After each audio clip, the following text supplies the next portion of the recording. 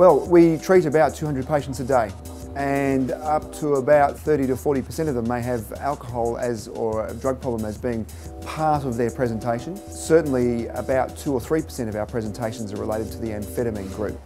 So that might be 3 or 4 patients a day at least. It's very hard for us to know because we can't correlate a patient's presentation or what their problem is with a definitive diagnosis regarding the exact chemical composition of the tablet they've taken. So we can't be absolutely sure that if someone says that they've taken ecstasy, that it was in fact MDMA. And in fact, it could have been a wide range of amphetamine-related products, or maybe even some completely unrelated products as well. The spectrum of illness that we see is fairly consistent. We see a lot of people presenting with anxiety and agitation and feeling just terrible, with rapid pulse and high blood pressure and things like that. We see a large group of patients who have predominantly psychiatric presentations.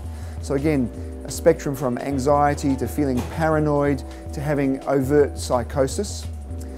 And we see another group of patients who have more medical presentations. So we see patients who have seizures, or we have presentations of people who have strokes or heart attacks or in fact cardiac failure. They're only in the minority, but they're certainly very unwell when they present. So when you talk about a worst case scenario, it's not just a bad hit or feeling unwell or a little bit of anxiety. It could actually be a medical complication which has long-term or permanent effects.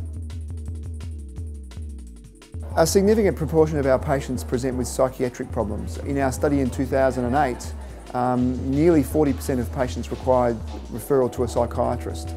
So they present with anxiety, paranoia, overt psychosis, where you lose touch with the reality and you think that people are after you, or that there are aliens trying to get in your head, or that you've got some other bizarre, unreal perception of what's going on around you.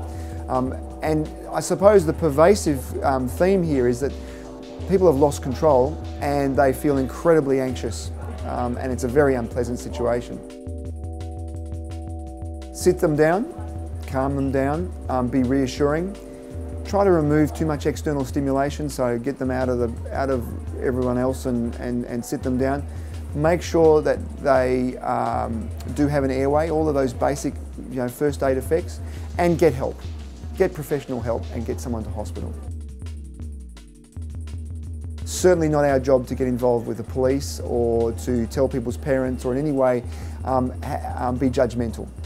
We just want to help.